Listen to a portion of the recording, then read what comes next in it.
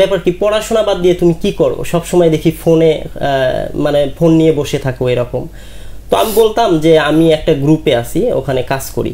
তো তখন বারবার বলতো যে যেহেতু তুমি বড়, একটু ভালোভাবে পড়াশোনা করো, পড়াশোনা শেষ করে একটা জব করো, ঠিক আছে। কিন্তু স্যার এখন আমাকে আর জব করতে বলে না, এখন আর বলে না। না স্যার, সব সময় বলে আমার কথাই সব জায়গায় বলে যে না আমার ছেলে অনলাইনে একটা স্মার্ট বিজনেস করতেছে। যে রুবেল, আপনি যদি একটু আপনার গল্পটা শুরু করেন পেছন থেকে, কিভাবে এই উদ্যোক্তা লাইফে আসলেন, বা কি স্বপ্ন ছিল আগে যখন ছোটবেলায় পড়াশোনা করেছেন, বা কোথায় পড়ালেখা করেছেন, একটু বলেন। জি স্যার, আসসালামু আলাইকুম। প্রকৃতপক্ষে নিজের বলার মতো একটা গল্প ফাউন্ডেশনের মাধ্যমেই আমার বিজনেসটা শুরু। আর এখানে না থাকলে আমি হয়তো বা কখনোই বলতে পারতাম না আমি একজন উদ্যোক্তা। তাহলে আমাকে কি করতে হইতো স্যার, চাকরির পিছনে ঘুরতে হইতো। কিন্তু অ্যাকচুয়ালি এই নিজের বলার মতো একটা গল্প ফাউন্ডেশনে যুক্ত হওয়ার পর থেকে আমি অনুপ্রেরণা পাই, এখান থেকেই আমার বিজনেসের যাত্রা শুরু। আমি যেহেতু স্যার একজন তাঁতি পরিবারের ছেলে, সেহেতু আমার বিজনেসটা এখানে গ্রো করার অনেকগুলা রাস্তা ছিল।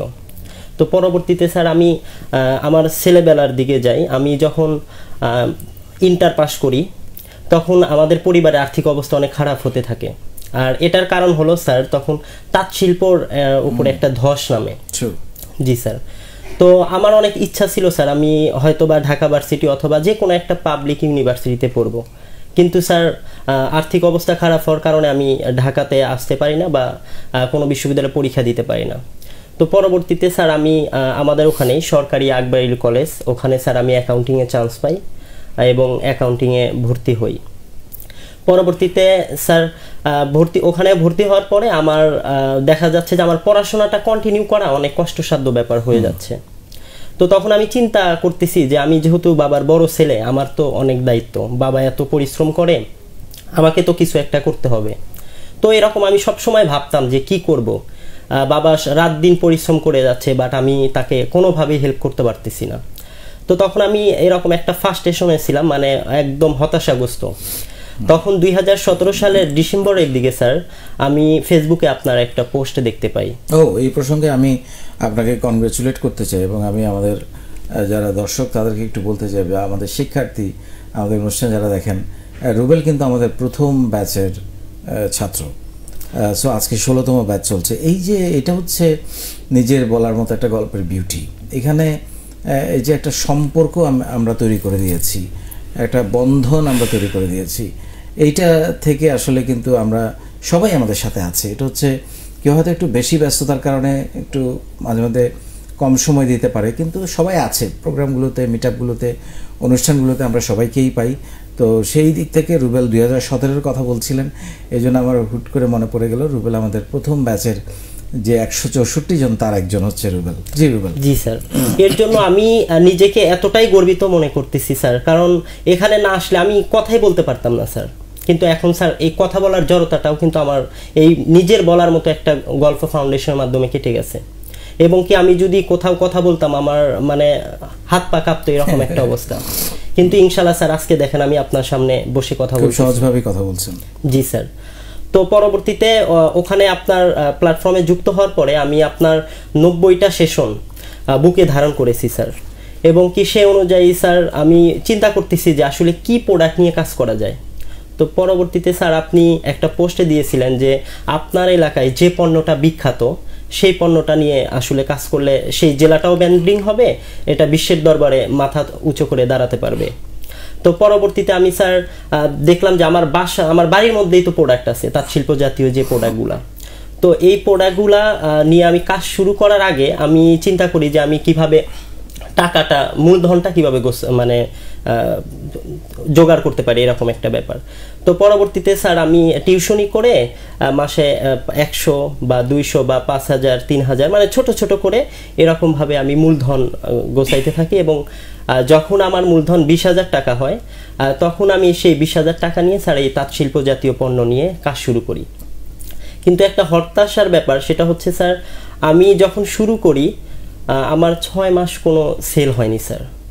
কিন্তু স্যার আপনি লেগে থাকতে বলেছেন, সে অনুযায়ী আমি লেগেছিলাম স্যার।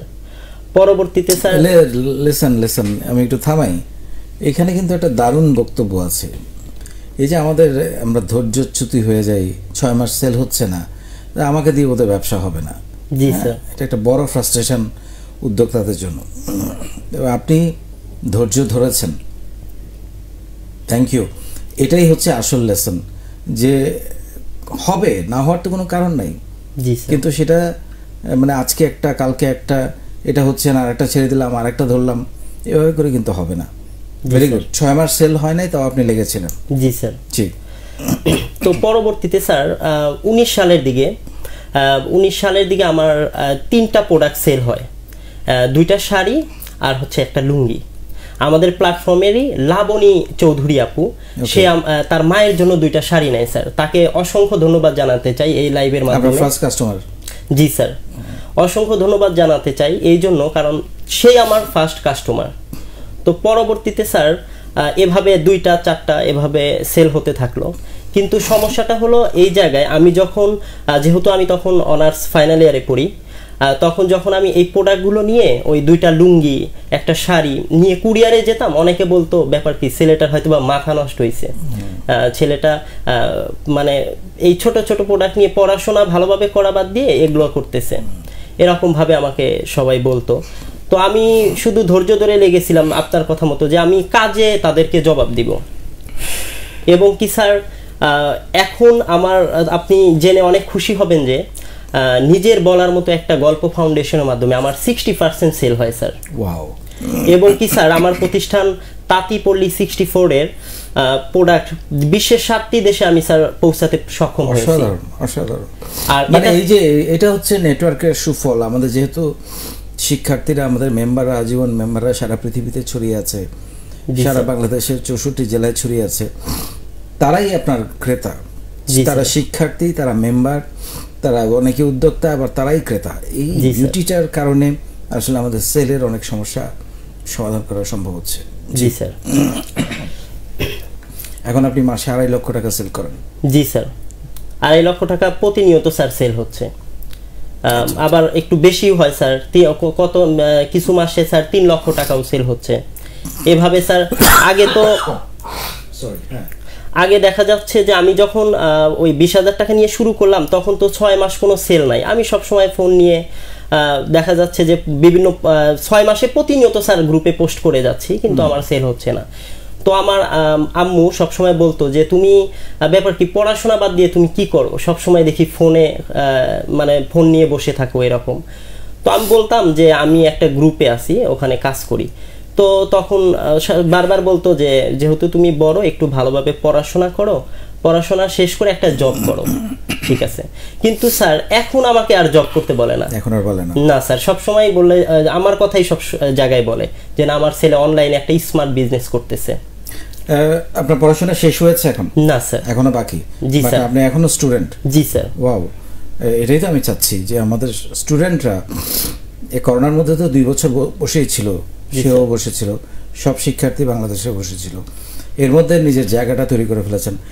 একটু আপনি যদি বলেন, যারা নতুন উদ্যোক্তা হবে তাদের জন্য সুবিধা হবে, যে 20,000 টাকা দিয়ে শুরু করে কিভাবে আপনি ধাপে ধাপে এখন মাসে 2.5 লক্ষ 3 লক্ষ টাকা সেল করেন, এটা কিভাবে সম্ভব হয়েছে? এটা শুধুমাত্র একমাত্র লেগে থাকার কারণে স্যার। আমি ধৈর্য ধরে লেগেছিলাম, আর এই ক্রেডিটটা পুরাটাই স্যার আপনার। কারণ আপনি যদি আমাকে লেগে থাকতে না বলতেন, তাহলে আমি হয়তো বা 6 মাস করার পরে আমি ছেড়ে দিতাম। কিন্তু আপনার অনুপ্রেরণায় স্যার আমি আজকে এই জায়গায়। অসাধারণ। আর এটার জন্য আমি নিজেও গর্বিত, কারণ আমি এই প্ল্যাটফর্মের একজন প্রথম ব্যাচের একজন স্টুডেন্ট। আমিও গর্বিত আপনার কারণে। আপনার পরিবার বা আপনার আশেপাশের লোকজন এখন কি বলে? প্রথমে তো বলতো যে ছেলেটা হচ্ছে ভালো না, সে এখন পড়াশোনা বাদ দিয়ে ডেলিভারি ম্যানের কাজ করতেছে। তো এখন তো তারা এই প্ল্যাটফর্মে যুক্ত হতে চায়, মানে জানে যে এই প্ল্যাটফর্ম থেকে প্রকৃতপক্ষে একজন ভালো মানুষ হওয়া যায়, এবং কি এখান থেকে একজন প্রকৃত উদ্যোক্তা হওয়া যায়। তো এখনো অনেকেই স্যার যারা আগে এই ধরনের কথা বলতো, তারা এখন আমাদের প্ল্যাটফর্মে যুক্ত হয়ে গেছে অলরেডি। Very good. আমি নিশ্চিতভাবে বলতে পারি আগামী 6 মাসের মধ্যে আপনার সেল 5 লাখ 6 লাখ টাকা ছাড়িয়ে যাবে আজকের পরে। পিছনে ফিরে তাকালে এরকম কোনো কষ্টের কথা মনে হয় যেটা মনে হলে আপনার চোখ ভিজে যায়, মনটা খারাপ হয়ে যায়? কষ্ট স্যার একটাই, মানে আমার ছোটকাল থেকে অনেক স্বপ্ন ছিল স্যার, আমি কোনো একটা পাবলিক, বিশেষ করে ঢাকার মধ্যে একটা পাবলিক বিশ্ববিদ্যালয়ে পড়ব, কিন্তু স্যার এইটা আমার পড়ার কোনো অর্থনৈতিক কারণে সম্ভব হয়নি স্যার। এনিওয়ে আপনার সন্তান পড়বে, সেইভাবে নিজেকে তৈরি করেন এখন। ইনশাআল্লাহ। অনেক সময় বাবাদেরকে তাদের সন্তানের মধ্য দিয়ে নিজের স্বপ্ন পূরণ করতে হয়। জি স্যার।